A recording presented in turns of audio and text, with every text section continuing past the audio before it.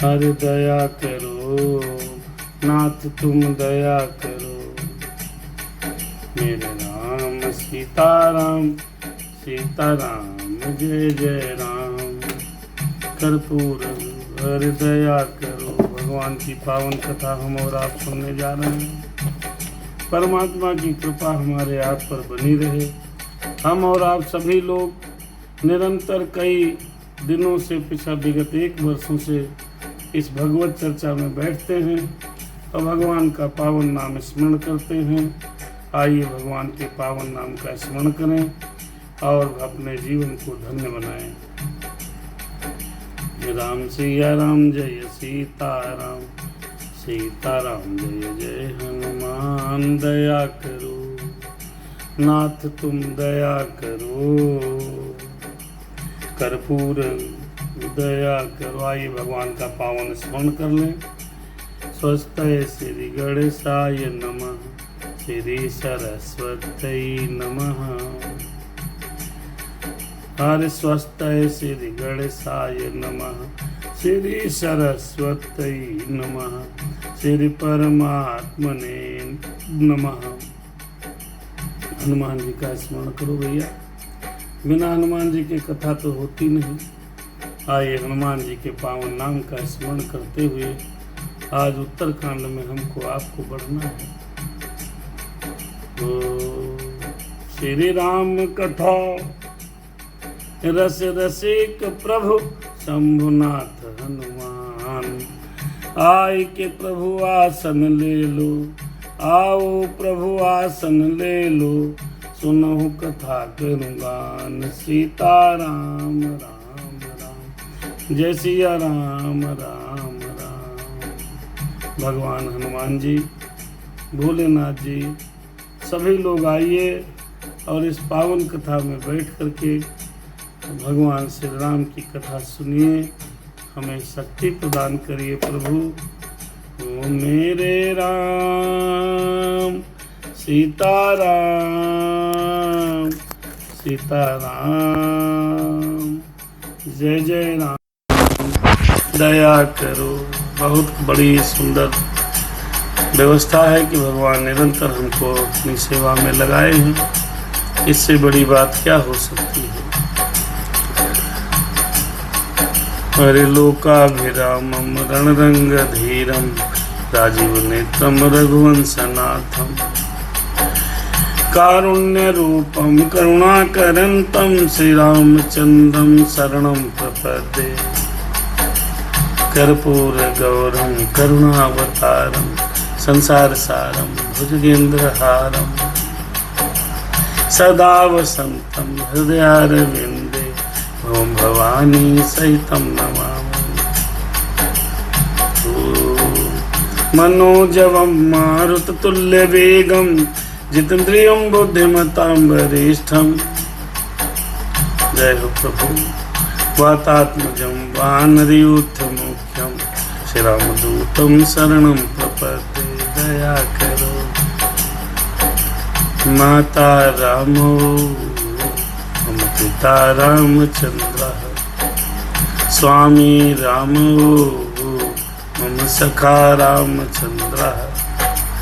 सर्वस्व में रामचंद्रो दयालो जानई नहीं। अरे जानई न जाने तो दया करो। बहुत सुंदर कथा है। उत्तरकांड की पावन कथा जो सुनता है उसको ज्ञान प्राप्त हो जाता है। रामचरितमानस को जो सुनता है उसको भगवान की कृपा प्राप्त हो जाती है। प्रभु की दया से सारे विघ्न उसके समाप्त हो जाते हैं। आइए हम और आप सभी लोग मिलकर हनुमान जी के पावन सानिध्य में श्री रामचरितमानस की कथा का वो पढ़ते हैं, सुनते हैं और समझते हैं और भगवान से कहते हैं प्रभु दया करना हमारे सब पर और हमारे को सदैव भगवान अपने सेवा में लगाए रखना। बहुत सुंदर है भैया। काकभुसुंडी जी गरुड़ का संवाद चल रहा है। लोमस ऋषि ने बहुत सुंदर कथा कही है, बहुत सुंदर कथा सुनाई है काकभुसुंडी जी को। और काकभुसुंडी जी महाराज ने कथा सुन करके अपने आप को बहुत धन्य माना है। आइए, बहुत पावन प्रसंग, बहुत सुंदर है। बने रहिएगा, चैनल को सब्सक्राइब कर लीजिए। पूरी रामचरित आपको एक एक दोहा और चौपाई के साथ इस चैनल पे आपको सुनने को मिलेगी। सनातन धर्म के जितने धर्मावलंबी हैं सब इसको जरूर फॉलो करें। हरि पुरुष त्याग सक नारी है जो विरक्त मति धीर, न तो कामी विषया बस विमुख जो पद रघुवीर। सोई मुनि ज्ञान निधान मृग नयनी विधु मुख निरखी, विवश हूँ ही हरि जान नारी विष्णु माया प्रगट। देखो इस कलयुग में माया का क्या स्वरूप है, जिसमें सारा जगत और हम और आप सभी बंधे रहते हैं। अरे चाहे जितना बैरागी पुरुष हो, इस माया से बच नहीं पाता। और इस माया का सबसे प्रबल अगर कोई हथियार है तो वह स्त्री है, युवती स्त्री है। चाहे कितना बड़ा बैराग्यवान पुरुष हो, अगर सुंदर युवती स्त्री है तो उसके आगे उसका भी बस नहीं चलता, क्योंकि ये प्रभु की माया से प्रेरित है। प्रभु की माया का स्वरूप ही स्त्री है भैया। यूट्यूब में हमारे राम बेटी जुड़ी हैं, बुरा मत मानिएगा, नमस्ते। आपने लिखा है, एक कोई मोहम्मद आर्यन पता नहीं आयान जी जुड़े हुए हैं, वो भी कथा सुन रहे हैं। भगवान की बड़ी कृपा है। तो पुरुष त्याग सक नारी है, परंतु जो वैराग्यवान और धीर बुद्धि पुरुष हैं वही स्त्री को त्याग सकते हैं, न कि कामी पुरुष जिसको काम ज्यादा सताता है।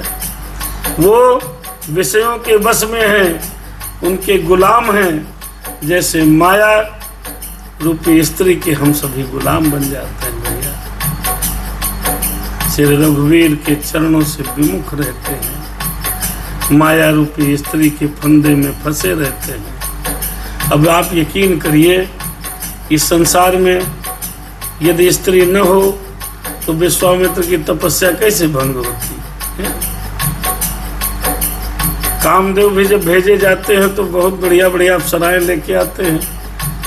देखिए, ये जो स्त्री है ये भगवान की माया का ही स्वरूप है। चाहे जितना मजबूत आदमी हो, चाहे जितना बलवान हो, चाहे जितना बड़ा अधिकारी हो, चाहे जितना बड़ा सूरवीर हो, लेकिन इस स्त्री के बस में हो जाता है, स्त्री के बस में हो जाता है। जैसे राम पहले लिखा था कि नारी विवश नर सकल गुसाई, नाच ही नर मरकट की नाई। बंदर की तरह आदमी नाचता है। जैसे बाजीगर बंदर को घुमाता है, नचाता है, गुलाटी मरवाता है, वैसे वैसे आदमी बंदर गुलाटी मारता है। ऐसे ही बाबा ने लिखा है, इस माया रूपी स्त्री की सब वशीभूत है भैया। सौरभ जी जुड़ गए कथा में, अभी अभी प्रारंभ हुई, थोड़ा लेट हो गए। आज लखनऊ से इसका प्रसारण हो रहा है। तो सोई मुनि ज्ञान निधान, वे ज्ञान के भंडार मुनि भी मृग नयनी युवती के चंद्रमुख को देखकर विवश हो जाते हैं। देखो भैया, गलत नहीं लिखा है। रामचरितमानस का दोहा 115 उत्तरकांड का 16 समझिए। अरे सोई मुनि ज्ञान निधान, मृग नयनी विधु मुख निरख। विधु माने चंद्रमा रूपी मुख को देखकर, चाहे जितना बड़ा मुनि हो, ज्ञानी ध्यानी हो, वो विवश हो जाता है, उसके अधीन हो जाता है। विवश हो हरि जान। हे गरुण जी, ये समझ लो क्या, नारी विष्णु माया प्रकट, ये भगवान विष्णु की प्रकट रूप माया अगर कोई है इस धरती पर तो वह स्त्री है। युवती सुंदर स्त्री, चाहे जैसी हो, जो स्त्रियां हैं ये सब भगवान की हैं। भगवान के माया स्वरूपिणी है। चाहे जितना विरक्त हो, मुनि हो, सन्यासी हो, चाहे जितना ज्ञानवान हो, यदि मेरे राम की कृपा उसके ऊपर नहीं है तो वो स्त्री के माया जाल में फंस जाएगा, बच नहीं सकता। लिखा हुआ है यहाँ से कथा हम लोग सुनते हैं। इसके पहले यहाँ तक तो कल हो गई थी। अरे यहाँ न पक्षपात कछु राखो, वेद पुराण संत मत भाखो। बहुत सुंदर है। यूं मोहन नारी नारी के रूपा, पन्न गारिया चरित अनुपा। यहाँ मैं कोई पक्षपात नहीं कर रहा हूँ, कोई पक्षपात नहीं लिख रहा हूँ, या कोई पक्षपात नहीं रखना चाहता हूँ। वेद पुराण और संतों का मत है, कोई बुरा नहीं माने। हे गरुण जी, यह अनुपम विलक्षण रीति है कि एक स्त्री के रूप पर दूसरी स्त्री कभी भी मोहित नहीं होती। पन्नगारिया चरित अनुपा, मोहन नारी नारी के रूपा। पन्नगारी एक स्त्री, अभी आपने देखा हो, अगर कोई रेयरेस्ट बात है, बात अलग है। जन स्वाभाविक कोई स्त्री के रूप को देखकर कभी मोहित नहीं होती। लेकिन माया भगत सुनहु तुम दो, नारी वर्ग जाने सबको। पुनि रघुवीर भगति प्यारी हो, पुनि रघुवीर भगति प्यारी।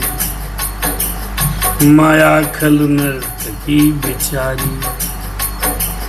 त्योहार हुए हैं, धीरे धीरे भक्त आएंगे भी, तो सब व्यस्तता रही, हम भी रहे बिजी, आप लोग भी रहे, लेकिन ये प्रसंग बड़ा सुंदर है। ऐसा कोई जन्म नहीं लिया इस धराधाम पर जिसको चंद्रमा रूपी मृग नैनी सुंदर स्त्री के मृगों ने घायल न किया हो। ऐसा कोई धरती पर नहीं है जो विष्णु की माया से प्रेरित स्त्री के बस में न हुआ हो।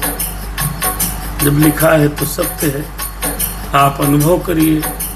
बने चाहे जो जितना लपटंट, लेकिन औरत के आगे उसकी एक नहीं चलती।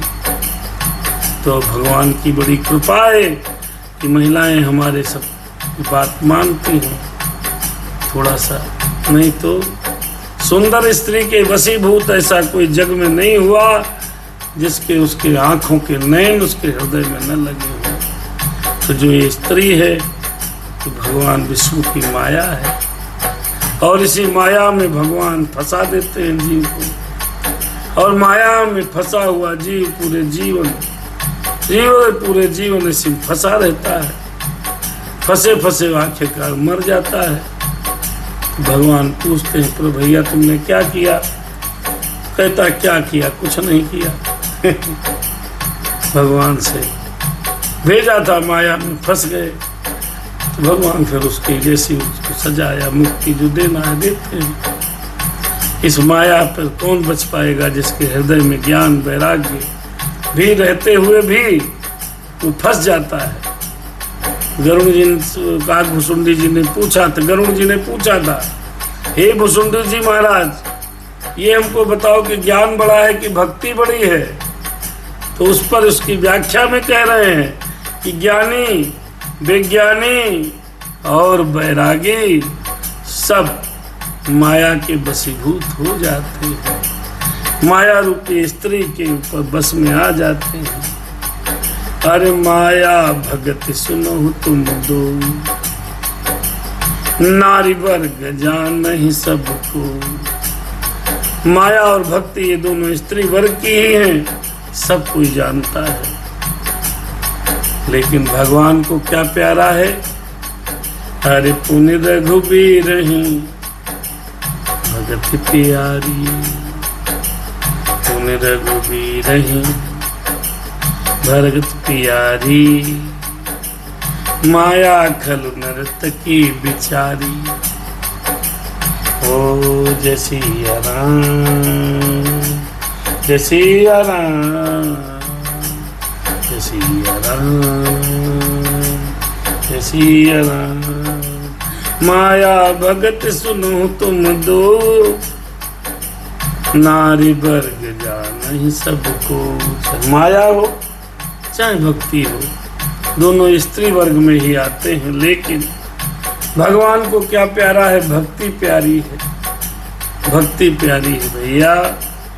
भगत इंसानुकूल, अरे भक्ति ही सानुकूल रघुराया, ताते तेहि डरपति अति माया। अब माया रूपी स्त्री किससे घबराती है? भक्ति रूपी स्त्री से घबराती है भैया। यदि भक्ति आपके अंदर है कि भगवान की भक्ति है, तो माया रूपी स्त्री के बस में आप नहीं रह सकते, क्योंकि लिखा हुआ है क्या? भक्ति ही सानुकूल रघुराया। बसरे रघुनाथ जी भक्ति के विशेष अनुकूल रहते हैं, और ताते तेहि डरपति अति माया। किसी से माया उनसे बहुत डरती है। किससे? भगवान श्री राम रघुनाथ जी से। और जिसके हृदय में उपमा रहित और उपाधि रहित विशुद्ध राम भक्ति सदा बिना किसी बाधा के रोक टोक के बसती है, माया उससे भी घबराती है। इसलिए माया से बचने के लिए हमको, आपको, सबको भक्ति करना चाहिए। अगर भक्ति नहीं कर सकते तो फिर माया में फंसे रहोगे, और 60-70 साल का जो जीवन आपका है सब उसी में माया जाल में फंसा रहेगा। ऐसी ये एक ऐसी मकड़ जाल माया है जिससे कोई नहीं उबर पाया है मित्रों। राम जिसने भक्ति कर ली वही उबर पाया है। 85-86 साल के बुढ़े लोग भी माया के वशीभूत फंसे हैं। अरे जवान तो फंसे हैं, लेकिन बूढ़ों भी फंसे हैं। क्यों?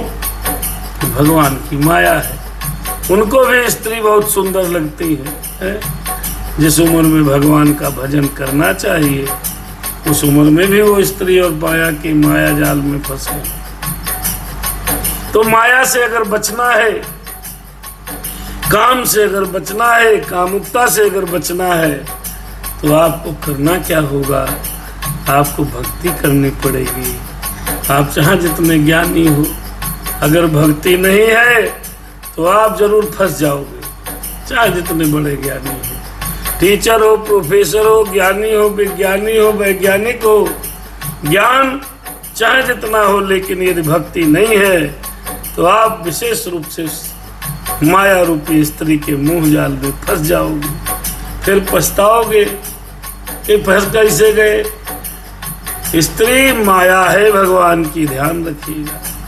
हम हो चाहे आप हो, चाहे जगत का कोई भी प्राणी हो, यदि भगवान की भक्ति, भगवान श्री राम की भक्ति आपके हृदय में नहीं है, चाहे जितने बड़े ज्ञानी हो, दावा है कि आप किसी न किसी मोड़ पे फंस जाओगे।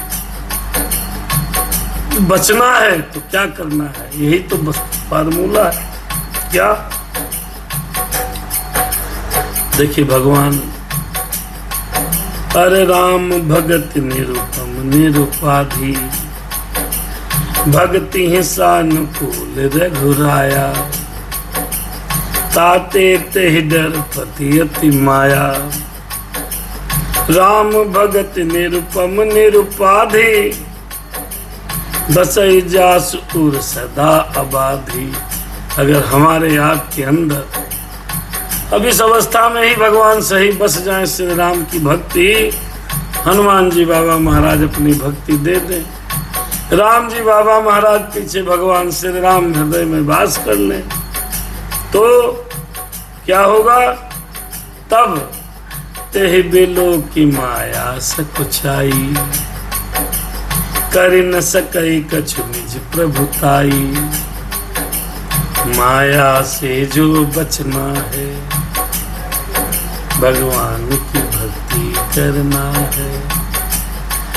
दिल में जब भक्ति आएगी, तब माया सकुचाएगी।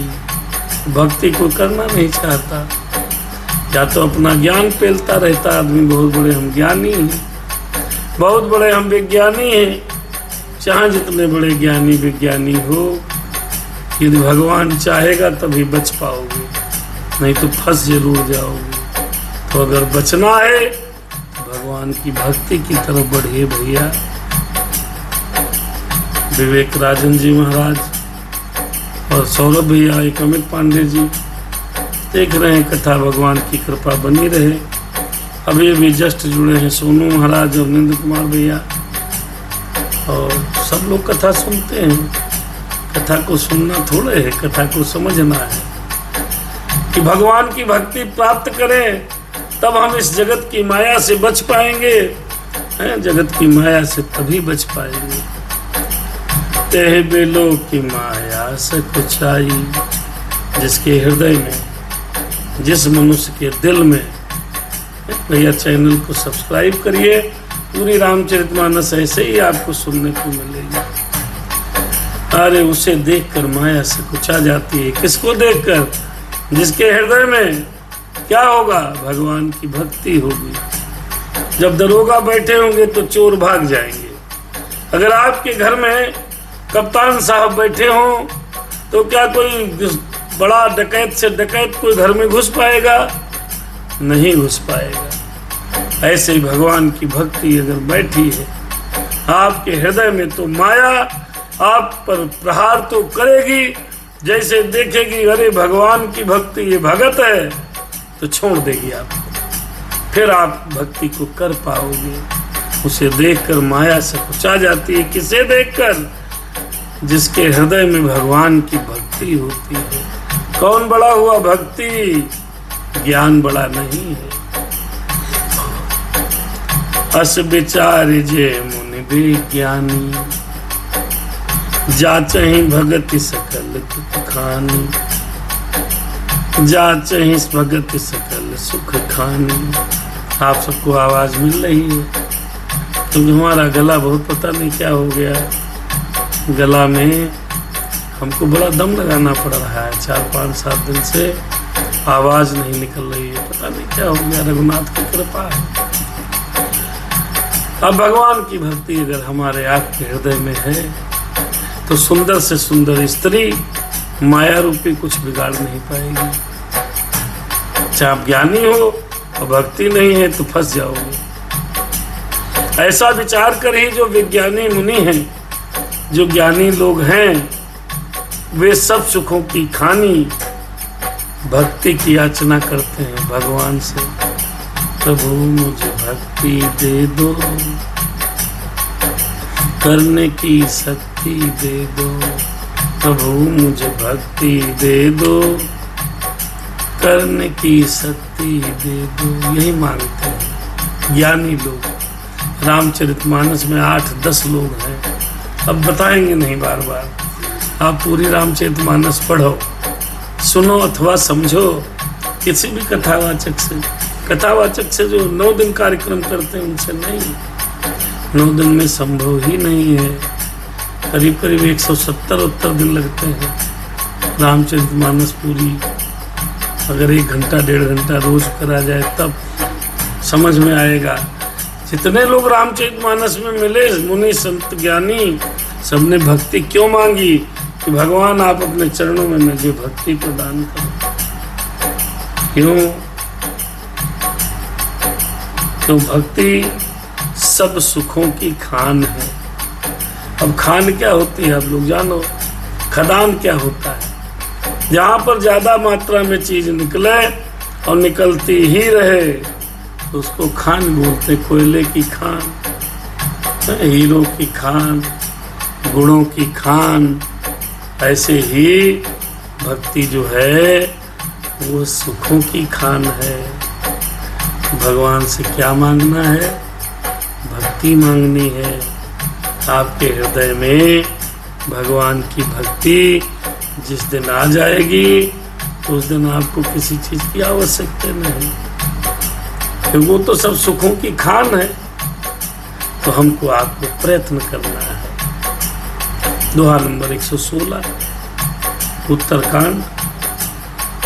अरे यह रहस्य रघुनाथ कर बेगी न जाने कोई, जो जाने रघुपति कृपा सपन हो मोह न हो। लेकिन बड़ी विडंबना है, बड़ा आश्चर्य है, इतनी सरल चीज किसी को पता नहीं। श्री रघुनाथ जी का यह रहस्य, ये गुप्त मर्म जल्दी कोई जान पाता नहीं और भटकता रहता है। क्या प्रभु मुझे रुपया दे दो, नारद की तरह है। अरे जप तप कछु न हो ये काला, ये विधि मिलई कवन विधि बाला। नारद की तरह मुंह में फंस जाता है?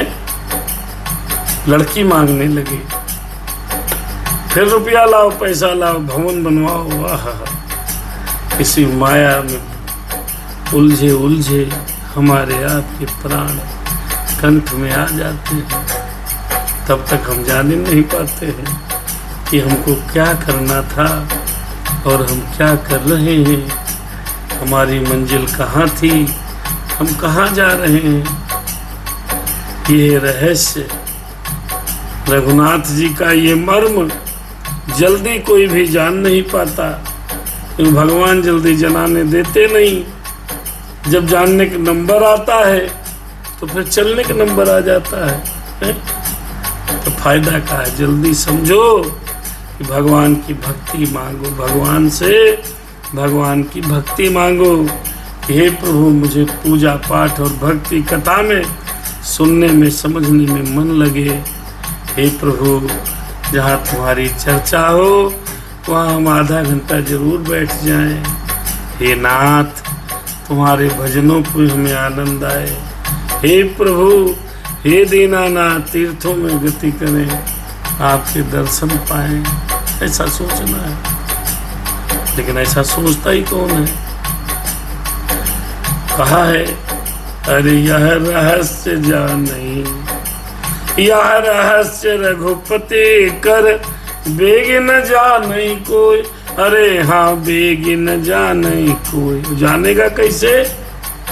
अरे जो जाने रघुपति कृपा सपने हो मोह न हो। और भैया श्री रघुनाथ की कृपा से, हे प्रभु दया करना, आपकी कृपा से ही हम जान पाएंगे, आपकी कृपा से ही सब जान पाएंगे।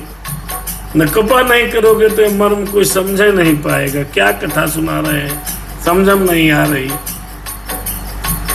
गरुड़ और काकभुसुंडी का संवाद सबके समझ में नहीं आता, इसलिए ज्यादा लोग इस कथा को सुनते ही नहीं।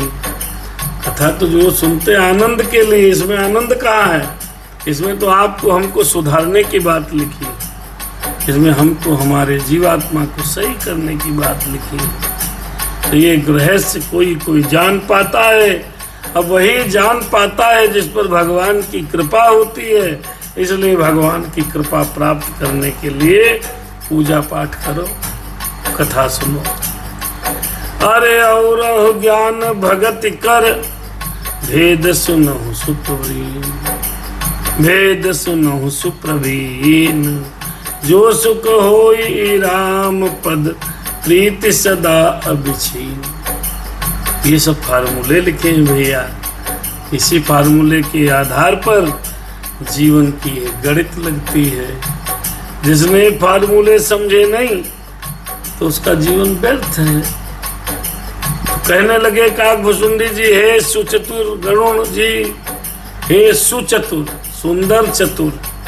चतुर दो प्रकार के होते हैं, गलत चतुर, एक सुंदर चतुर। सुचतुर, सुचतुर मतलब सुंदर बुद्धि के एक चतुर व्यक्ति को सुचतुर कहते हैं। चालाक तो है लेकिन किसी बुरा नहीं कर रहे हैं। हे सुचतुर गरुण जी, ज्ञान और भक्ति का भेद भी सुनिए। जिससे सुनने से श्री राम जी के चरणों में सदा अविच्छिन्न एक तार प्रेम हो जाएगा। अब ये कथा सुनोगे तब न समझ में आएगा, तब न प्रेम हो पाएगा। जब प्रेम करना चाहोगे तो प्रेम होगा, जब प्रेम करने नहीं चाहोगे तो प्रेम थोड़े होगा। किसी से प्रेम करने के लिए कुछ तपस्या करनी पड़ती है। अगर किसी नायिका को आपसे प्रेम हो जाए, आपको उससे प्रेम हो जाए, तो उसके लिए दौड़ना पड़ेगा, इंतजार करना पड़ेगा, उसकी सुख सुविधाओं का ध्यान रखना पड़ेगा, तभी तो तुम्हारे पर वो रीझेगी। ऐसे ही ये प्रेम अगर प्राप्त करना है तो ज्ञान और भक्ति का भेद सुनो। आओ हम और आप आगे बढ़ते हैं। क्या सुने? सुनो तात या अकथ कहानी, या अकथ कहानी, सुनो तात या अकथ कहानी, समझत बनई न जाति बखानी, समझत बनई न जाति बखानी। हे तात, यह हम कथा जो सुना रहे अकथनीय कथा है। रुकाग भुसुंडी जी बोले, इस अकथनीय कहानी और वार्ता को सुनिए। ये समझते तो बनती है, लेकिन अब कहते नहीं बनती है, क्योंकि इसमें रस कम है। कहते नहीं, समझते बनती है, लेकिन कही नहीं जा सकती है। ईश्वर अंश जीव अविनाशी, चेतन अमल सहज सुख राशि। आओ बड़ी गूढ़ कथा को सुनते हैं। कथा बड़ी गूढ़ है, सबके बस की नहीं है, सब नहीं सुन पाएंगे। कथा समझना चाहते हैं वही लोग रुके हैं यूट्यूब फेसबुक पर, अन्यथा जाओ बहुत रीलें टहल रही हैं, वो देख लो भाई। सुनो तात यह अकथ कहानी, अकथ कहानी। हे तात, ये कहानी अकथनीय है, ये वार्ता अकथनीय है, कभी किसी ने कहा नहीं। वह सुनिए, ये केवल समझी जा सकती है, कहीं नहीं जा सकती। क्या? ईश्वर अंश जीव अविनाशी, चेतन अमल सहज सुख राशि। हे तात, जीव ईश्वर का अंश है, यानी कि हम, यानी कि आप, अर्थात यहाँ पर जितने भी प्राणी हैं, सबके शरीर में ईश्वर का अंश है। ईश्वर अंश जीव अविनाशी, चेतल अमल सहज सुख राशि। अब आप वास्तव जीव को समझो। देखो एक दो लोग चले गए, कथा समझ में नहीं आई। वास्तव जीव को समझो। वो जीव कैसा है कि ये ईश्वर का, जीव ईश्वर का अंश है, वह अविनाशी है। इस जीव को कभी नष्ट नहीं होता, अविनाशी है, चेतन है, निर्मल और स्वभाव से सुख की राशि है। ये हमारा जीव ऐसा है भैया। तो सो माया बस फिर भयो गोसाई, बंधो कीर मर कटकी नाई। लेकिन ये जीवात्मा जो हमारी आपकी भगवान का अंश थी, सुंदर थी, सुशील थी, निर्मल थी, स्वभाव से सुख की राशि थी। हे गोसाई, हम सब ने माया के बस में आकर के, माया के बसीभूत हो करके, तोते और बानर की भांति अपने आप ही इस जीव को हमने बांध दिया है। ईश्वर अंश जीव। बहुत इस चौपाई पे रुको और समझो। काग भुसुंडी गर्व से कह रहे हैं भैया, जो ये जीव हमारी जीवात्मा है, जिसके बलबूते हम बोल रहे हैं और आप सब सुन रहे हैं, ये जीवात्मा कभी मरती नहीं। ये सुंदर है, सरल है, निर्मल है, स्वभाव से सुख की राशि है, और इसको सफाई पसंद है, सुंदरता पसंद है, निर्मलता पसंद है, सहज है। क्यों? क्योंकि ईश्वर का अंश है। किसके अंदर? सबके अंदर। किसका अंश है? ईश्वर का। तभी ये सुख की राशि है। लेकिन हम और आप सभी लोगों ने क्या?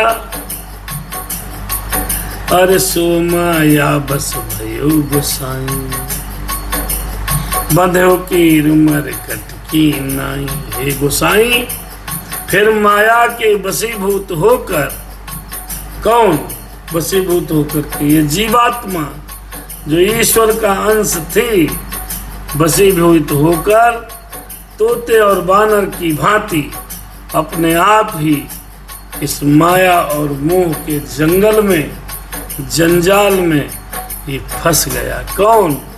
जो जीवात्मा थी। हम जब पैदा हुए थे तब ऐसे नहीं थे। अब आप समझो, 5-6 साल 4 साल के बालक को, अब तो 3 साल का समझो, अब तो बड़ी जल्दी लड़के सीख जाते हैं। बालक को भगवान का रूप कहा जाता है। क्यों कहा जाता है? कभी विचार किया? भगवान का रूप बालक को ही क्यों कहा जाता है? बुढ़े को क्यों नहीं? बुढ़े को तो बहुत अनुभव है, बालक तो जन्म लिया, कुछ जानता नहीं। इसलिए कहा जाता है कि बालक निर्मल होता है, सुंदर होता है, उसकी आत्मा। वो झूठ, काम, क्रोध, मद, लोभ, दंभ, दुर्भाव, द्वेष, अन्याय, झूठ, ईर्षा, जलन इत्यादि से दूर होता है। जैसे जैसे हम बड़े होते हैं वैसे वैसे हमारे अंदर प्रपंच घुसना प्रारंभ करते हैं। क्यों? भगवान की माया है। अगर ये व्याप्त नहीं होगी तो सब देवता बन जाएंगे, वहां सीटें नहीं है इतनी। इसलिए ये IAS और PCS से कड़ी परीक्षा है। ये लेफ्टिनेंट कर्नल बनने से भी कड़ी परीक्षा है। ये संसार की परीक्षाओं में तो सब पास हो सकते हैं, लेकिन ये राम की माया नगरी की परीक्षा लाखों में एक आध पास कर पाते हैं, करोड़ों में एक आध लोग ऐसे होते हैं जो पास कर पाते हैं, ये लगभग फेल हो जाते हैं। सुंदर। फिर हमें सुंदरता, निर्मलता पसंद है, तो बालक देखो झूठ नहीं बोलता है, सच बोलता है। झूठ नहीं बोलना चाहिए। फिर हम क्या करते हैं? सो माया बस भयो गोसाई, बंधो की उमर कटकी नाई। हे गोसाई, वह माया के वशीभूत होकर तोते और बंदर की तरह अपनी जीवात्मा को बांधता रहता है, बांधता रहता है, बांधता रहता है। जड़ चेतन ही ग्रंथि परी गई, जदपि मृखा छूटति कठिन। आओ समझो, इस प्रकार जड़ और चेतन में ग्रंथि पड़ गई है, गांठ पड़ गई है। यद्यपि वह ग्रंथि है मिथ्या ही, लेकिन पड़ गई है, तथापि उसके छूटने में बड़ी कठिनता है। देखो भैया, कितनी सुंदर बात है। क्यों साहब, एक गांठ बन गई, चारों तरफ धागा लपेटता रहा माया और मोह का, तो जीवात्मा के अंदर एक गांठ पड़ गई है। अब वो गांठ मिथ्या है, लेकिन फिर भी वो गांठ हृदय से छूट नहीं रही है। जब ये गांठ यहाँ से निकल जाएगी तो आप भगवत तत्व को प्राप्त होने की तरफ एक कदम आगे बढ़ा देंगे और आपकी लाइफ में मूलभूत परिवर्तन होने लगेंगे। क्यों? क्योंकि हमने तो जीवात्मा को बांध के रख दिया जी। झूठ में, नॉनवेज में, मदिरा पान करने में ध्यान रहे, जीवात्मा को कष्ट होता है। जब जब आप पाप कर्म करोगे तब तब आपके अंदर बैठा हुआ ये जीव ईश्वर का जो अंश है इसको तकलीफ होती है। काश हमने और आपने अपने जीवन काल में काम करते समय उस जीवात्मा की आवाज को सुन लिया होता तो शायद आत्मा की आवाज और जीवात्मा की आवाज सुनकर के काम करते तो शायद इतने पाप ही नहीं हो पाते। धीरे धीरे जल हर ईश्वर अंश जीव अविनाशी, चेतन अमल सहज सुख राशि, सो माया बस हो। अरे सो माया बस भयहु गोसाई, बंधो के रुमर कटकी नाई, जड़ चेतन ही ग्रंथ पर गई, यद्यपि मृखा छूटत कठिनाई। देखो भैया बहुत सुंदर लिखा है क्या कि जड़ और चेतन में गांठ पड़ गई है, यद्यपि वह ग्रंथ मिथ्या ही है तथापि उसके छूटने में बड़ी कठिनता है। कहाँ गांठ पड़ गई? ये दिखाई नहीं पड़ती। गांठ हो तो खोल दो ना हाथ से। ये वो गांठ है जो आत्मा के ऊपर पड़ी है, ये वो गांठ है जो जीवात्मा के साथ में पड़ी है, वो गांठ है जो परमात्मा ने आपको स्वच्छंद करके भेजा और हमने आपने उस जीवात्मा के ऊपर इतना अत्याचार किया कि वहां गांठ पड़ गई। जाओ और समझो। जब ते जीव भयो संसारी, कहीं भुसुंडी सुनो गरुण जी। जब से जीव भयो संसारी, जब से जीव भयो संसारी, जब से हमारी आपका जीवात्मा, अब बहुत ध्यान से सुनोगे, बड़ा कठिन सब्जेक्ट है भैया। ये समझ लो आप केमिस्ट्री पढ़ रहे हो या बीज गणित, कभी पढ़ी हो तो समझो ये रामायण की केमिस्ट्री है जो समझ में बहुत देर में आएगी, समझ लेना। अब जीवात्मा में गांठ कैसे पड़ जाएगी ये भी धीरे धीरे हम आगे समझाने का प्रयास करेंगे। जब ते जीव भयो संसारी, छोटे न ग्रंथि न हो ये सुखारी। हम और आप जीव, जब से हम और आप जीव संसारी जन्म ने मरने वाला हो गया, अब तो न गांठ छूटती है और न सुखी होता है।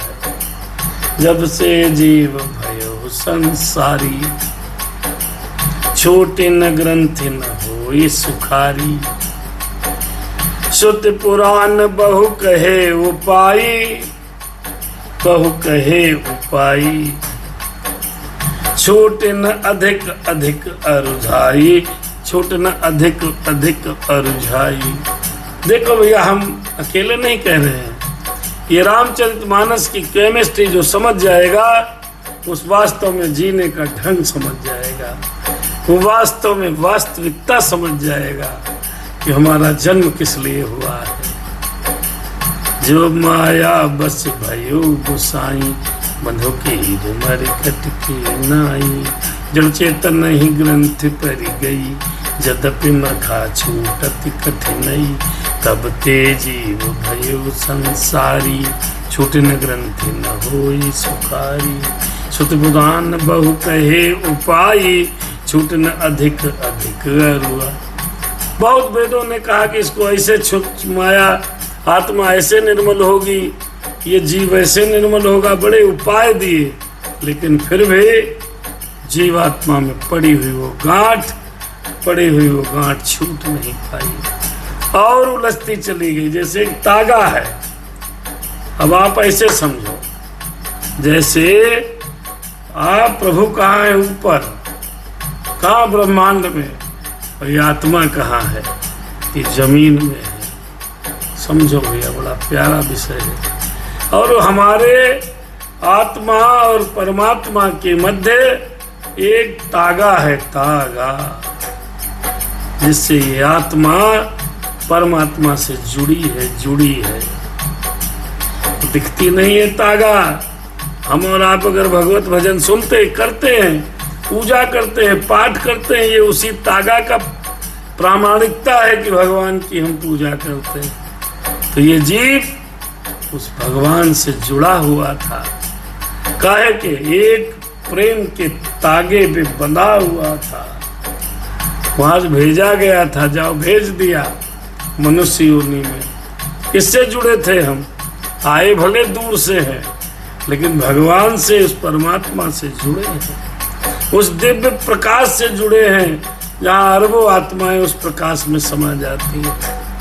हम उस ब्रह्मांड के उस ब्रह्म तत्व से जुड़े हैं, जहाँ हम लोग मरने के बाद चले जाएंगे। वहीं से आए हैं, वहीं जाना है। तो ये दोनों के जुड़ाव के बीच में है क्या? एक तागा था, तागा। धागा समझते होंगे आप लोग, रील समझते होंगे, रील महीन धागा होता। उस धागे से जो दिखाई नहीं पड़ता, तो हम जीवात्मा परमात्मा से कनेक्टेड रहती है। लेकिन हमने क्या किया? हम जब संसार में जन्म लिए, जब तक जन्म लिए 2-3 साल तक तो भगवान को याद किया, जब तक बोल नहीं पाए, जब तक समझ नहीं पाए, पेट में रहे तब तक बहुत याद किया। गर्भ में ऐसे उल्टा लटके रहे तो कहते रहे, हे भगवान मुझे मुक्ति दे दो, तेरी भक्ति को करूँगा, हमको बाहर निकालो, हम आपकी पूजा पाठ करेंगे। लेकिन हुआ क्या? यहाँ जैसे आए तो परमात्मा और जीवात्मा के मध्य जो तागा था उसमें गांठ पड़ गई। गांठ कैसे पड़ गई? उसको हमने उलझा दिया, फिर सुलझा पाए नहीं तो पड़ गई गांठ पड़ती है। काम, क्रोध, मद, लोभ, दंभ, दुर्भाव, द्वेष, पाखंड, झूठ, अन्याय, ईर्ष्या, जलन, बेईमानी, मक्कारी, ये सब जगत में सीख लिए। तो उस तागा के अंदर उलझ गया वो तागा और उसमें पड़ गई गांठ। जब ते जीव भयो संसारी, छोटे न ग्रंथ न होए सुखारी। अब को गांठ पड़ गई।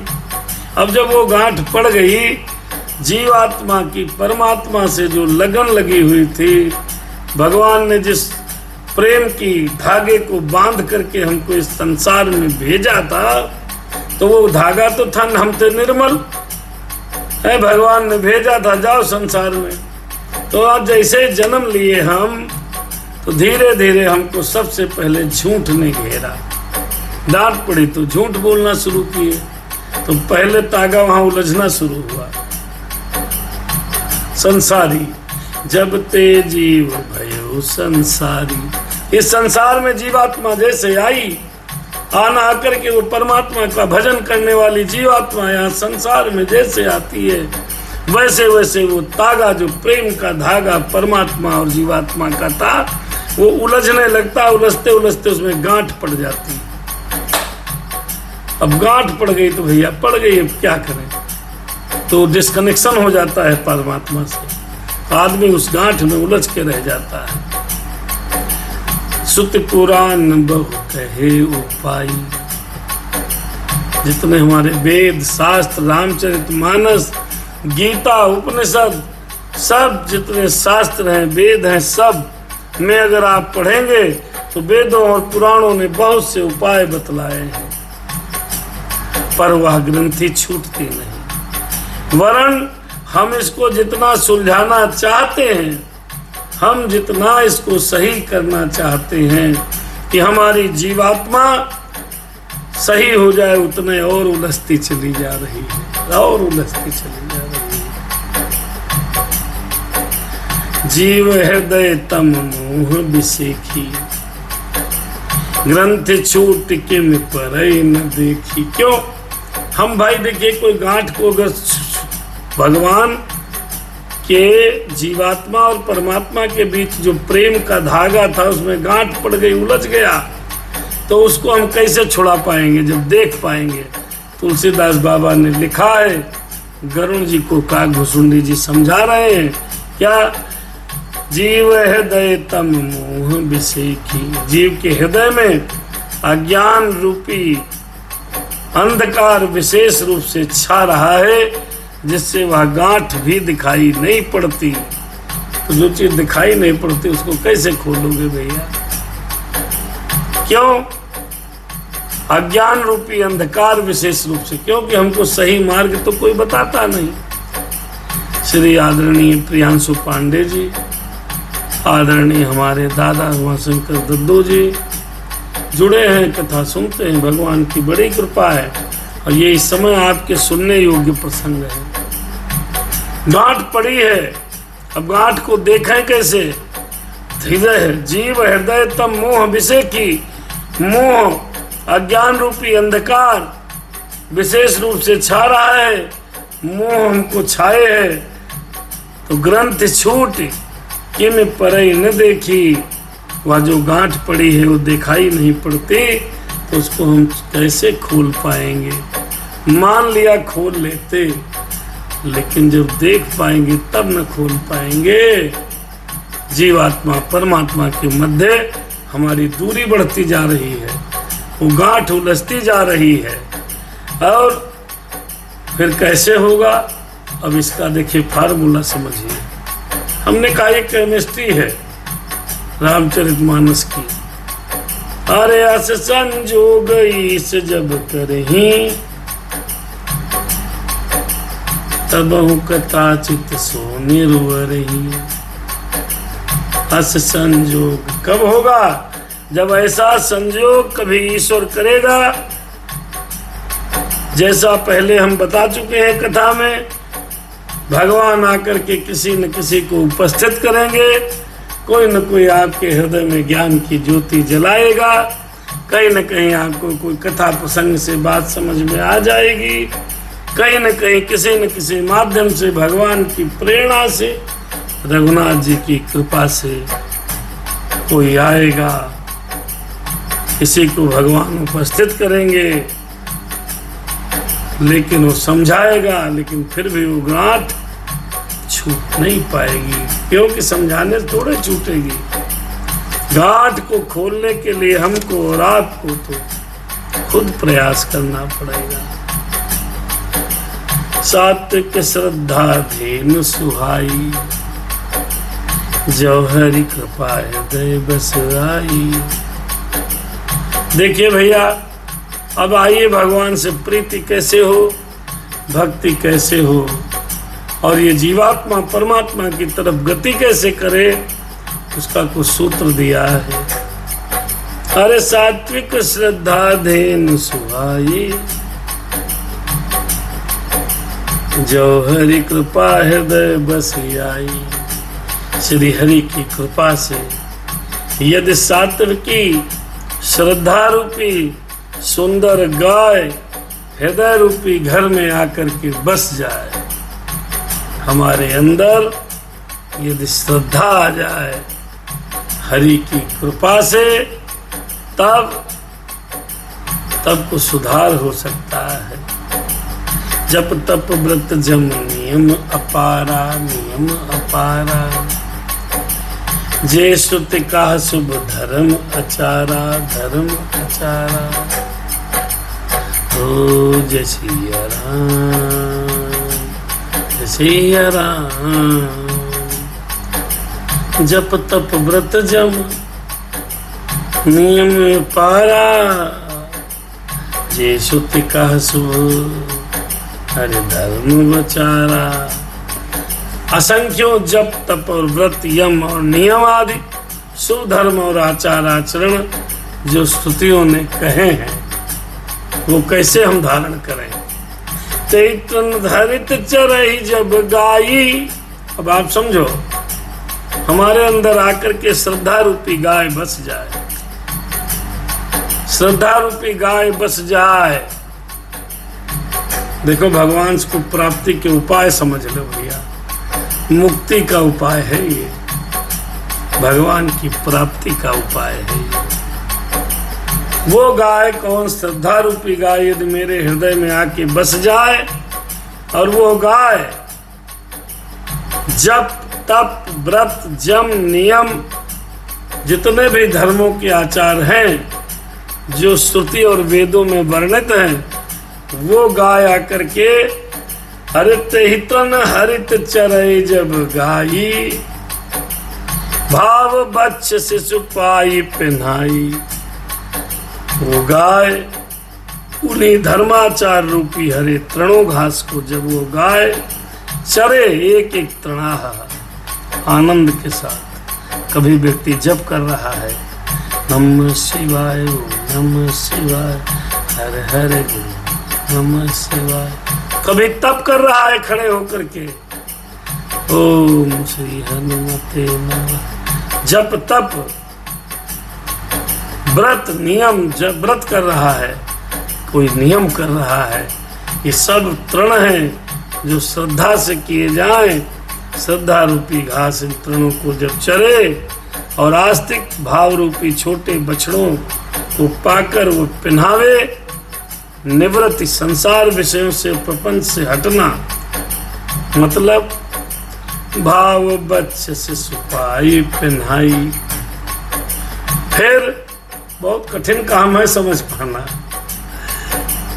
हमारे अंदर इन सब चीजों की, इन प्रभावों का जन्म हो, श्रद्धा रूपी गाय उसको चरे, तब क्या होगा, जो सांसारिक विषय हैं उनसे दूरी होगी, उन विषयों में अनुरक्ति कम होगी, हट जाएंगे।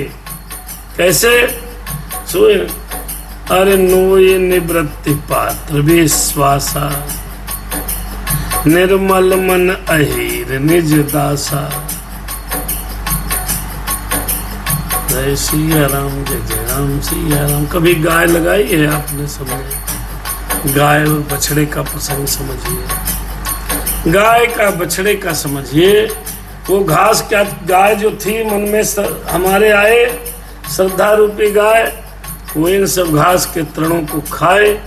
फिर जब दूध लगाने के नंबर आए तो वो दूध जो बछड़ा है, भाव बच्च जिम शिशु पहनाई, भाव रूपी छोटे बछड़े को, उसको भाव रूपी भाव के साथ उसको पहले बछड़े को दूध पिलाया जाता जिस प्रकार, तो वो श्रद्धा रूपी गाय जब तक व्रत रूपी घास को चरे और फिर ये भाव के साथ बछड़े को पिलाए। फिर अरे सोई निवृत्ति पात्र विश्वासा, निर्मल मन अहीर निज दासा। फिर गाय को दूते समय पिछले पैर में बांधने की रस्सी है, विश्वास दूध दोहने का बर्तन है, निर्मल मन जो स्वयं आपका दास है। देखो, समझने का बड़ा कठिन प्रयत्न करो आप।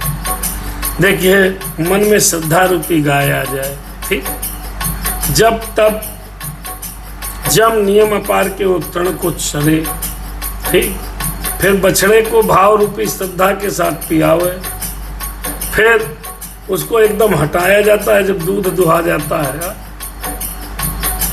जब गाय का दूध निकालते हैं तो बछड़े को हटा देते हैं, भाव रूपी पिलाया गया। अब उसका जो दूध निकलेगा तो उसको हटाना पड़ेगा, अर्थात वो जो बछड़ा है वो सांसारिक प्रवृत्तियों का है। संसार में जैसे काम, क्रोध, मद, लोभ, दम्भ, दबाव, ये सब रूपी बछड़ा जो है, इसको धीरे से फिर हटाओ। फिर वो जब तब करके जो उसका बिला वो रखो है। इस तरीके से जब मन को निर्मल करेंगे, अपने आप को निर्मल करेंगे, भाव में भगवान को लाएंगे, तब कहीं जाकर के भला होगा। अरे परम धर्म में पे दुही भाई, अभी समझो। अरे अवट ही अनल अकाम बनाई। आदमी गया मंदिर में, घंटा बजाया, सोचा काम हो गया, बड़ा कठिन है। तो समरुत सब क्षमा जुड़ावे, घृत सम जावन दे जमावे। पूरी प्रक्रिया उन्होंने गाय, बछड़े और दूध के माध्यम से समझा दी। हे भाई, इस प्रकार धर्माचार में प्रवृत्त सात्विकी श्रद्धा रूपी गौ से भाव निवृत्ति और वश में किए हुए निर्मल मन की सहायता से परम धर्म में दूध दुहकर उसे निष्काम भाव रूपी अग्नि पर भली भांति उठावें, फिर क्षमा और संतोष रूपी हवा से उसे ठंडा करें और धैर्य तथा सम मन का निग्रह रूपी जामन देके उसे जमाओ। अभय नहीं हुआ, प्रारंभ हुआ है। दूह लिया दूध, अब उस दूध को निष्काम भाव रूपी अग्नि पाओ। निष्काम माने ये चीज तो आपके अंदर आवे, आप निष्काम भाव आ जाए, भली भांति उठाओ, फिर क्षमा और संतोष रूपी हवा से उसको ठंडा करो। भक्ति को, श्रद्धा रूपी, जब भक्ति से जो दूध निकल के आया है, और धैर्य तथा मन का निग्रह रूपी जामन देकर के उसको जमाओ। अभी भी देखो भक्ति प्राप्त नहीं होगी, इतना सब करने के बाद भी। अरे मुदिता मथे विचार मथानी, धम आधार रज सत्य सुबानी। अब मथे काढ़े ले नवनीता, विमल विराग सुभग सुपनीता। देखो भैया कितना कठिन है, हमने कहा था एक केमिस्ट्री है, सबके समझ हम नहीं आएगी। तब मुदिता प्रसन्न रूपी कमोरी में तत्व विचार रूपी मथने से इंद्रिय दमन के आधार पर दमन रूपी खंभे से उसके सहारे सत्य और सुंदर वाणी रूपी रस्सी लगाकर उसको मथो, और मथकर तब उसमें निर्मल सुंदर अत्यंत पवित्र वैराग्य रूपी मक्खन निकालो। कितना कठिन है राम की भक्ति प्राप्त करना। अगर इतना सरल होता ना तो बड़ा मुश्किल है। सभी बाबा बन के सब प्राप्त कर लेते हैं। तभी तुलसीदास जी ने कहा था करोड़ों अरबों में एक भक्त होता है। इतना कौन कर पाएगा बताओ आप? है बस का नहीं है। कलयुग चल रहा है, दादा ने लिखा कलयुग चल रहा है। कलयुग में क्या संभव है, लेकिन लाखों में कहीं एक आध लोग होते हैं। फिर भैया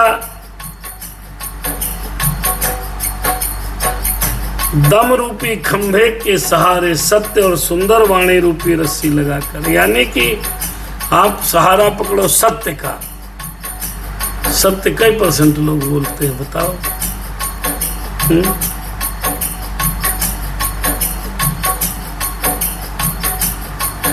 फिर उसमें मक्खन निकलेगा, तब वो वैराग्य हो जाएगा आपको। इस प्रक्रिया से गुजरने के बाद आप वैराग्य जीवन प्राप्त कर लेंगे।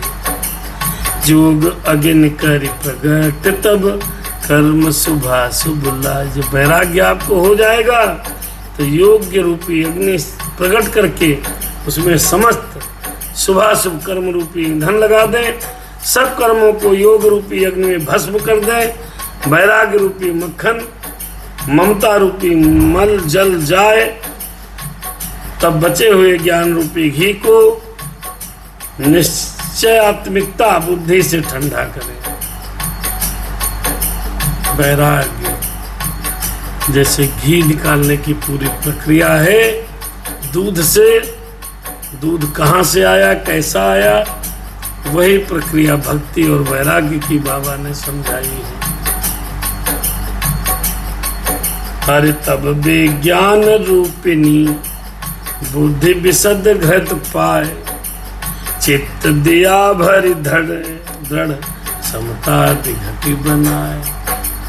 तब विज्ञान रूपिणी बुद्धि उस ज्ञान रूपी निर्मल घी को पाकर उससे चित्त रूपी दिए को भरकर समता की दीवट बनाकर उस पर उसे दृढ़ता पूर्वक जमा कर रखा है। तब अंदर आत्मा के दीपक जलेगा। है? उस घी को डालोगे तब। तीन अवस्था तीन गुण ते कपास ते काढ़ी। तोल तुरी समार पुण्य बाती करें सुहाड़े। हम भक्ति का दीपक बना रहे हैं। भक्ति का दीपक इतना सरल नहीं है। भक्ति का दीपक बहुत कठिन है। इसकी प्रक्रिया, ये केमिस्ट्री पढ़ाई गई है यहाँ पर। अंक बीज गणित है भैया, समझ में नहीं आएगा, बहुत दिमाग लगाना पड़ेगा तब समझ पाओगे।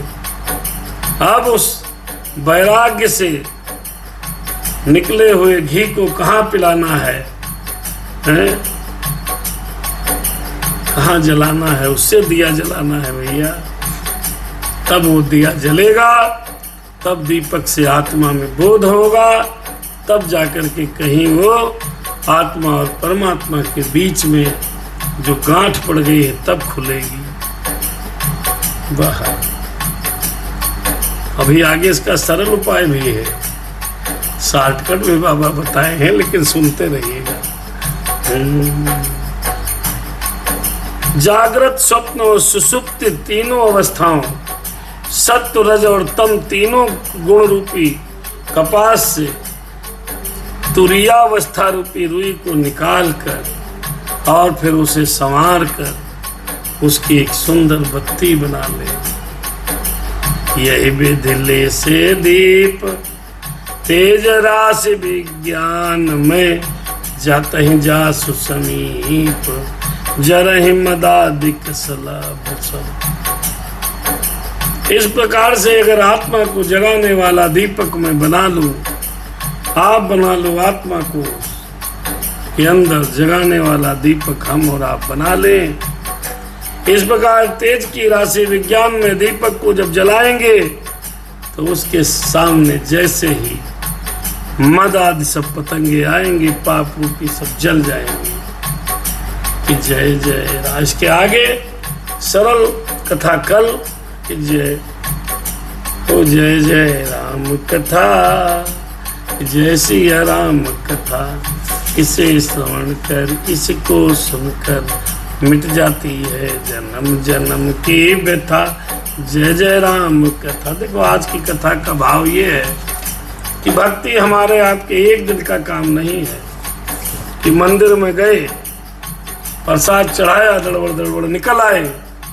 एक दिन की प्रक्रिया नहीं है ये। अब हम सतत जब प्रयास करेंगे तब कहीं जाकर के भक्ति के लायक हम बन पाएंगे, तब लायक बन पाएंगे। हैं जैसे गाय, श्रद्धा रूपी गाय को जब तब व्रत नियम संयम रूपी घास को खिला करके फिर उसके अंदर से दूध निकाला गया, तो बछड़े को मद रूपी काम क्रोध मद दंभ रूपी बछड़ा पी रहा था उस दूध को, तो दूध को पी रहा था, उसको फिर हटाया क्यों, उस दूध की आवश्यकता हमको है तो मत पियो। उसको हटा दिया, बांध दिया, फिर दूध को लगाया है भैया। फिर उसका क्या किया, उसमें जामन जमाया है, फिर उसमें तपस्या की रस्सी से उसको मथा है, फिर उसका घी निकाला है और वो घी का एक दीपक बनाया है, वो दीपक में घी भरा है और उस दीपक से जब हम दिया जलाएंगे हृदय के अंदर, तब हमको वो प्रकाश जीवन के सत्य मार्ग की तरफ ले जाएगा। कहने का अभिप्राय ये है, यह प्रक्रिया इतनी सरल नहीं है, इसमें पढ़ोगे तभी समझ पाओगे। कल सरल प्रक्रिया भी आपको बताई जाएगी। ध्यान रहे उत्तरकांड आपको जरूर सुनना है, चैनल को सब्सक्राइब करते रहना है और लोगों को रामचरितमानस समझाते रहना है और इस कथा का जन जन प्रत्येक जन तक प्रचार करना हमारी आपकी जिम्मेदारी है। सनातन तभी बचेगा जब श्रुति बचेगी, जब साहित्य बचेगा, जब वेद बचेंगे, जब शास्त्र बचेंगे, तभी तो सनातन बचेगा। और ये बात, ये ज्योति मैं आपके लिए दिल में जगाता रहूंगा जब तक है जिंदगी। फुर्सत न होगी काम से, कुछ समय ऐसा निकालो, प्रेम कर लो राम से। सादर जय सिया राम।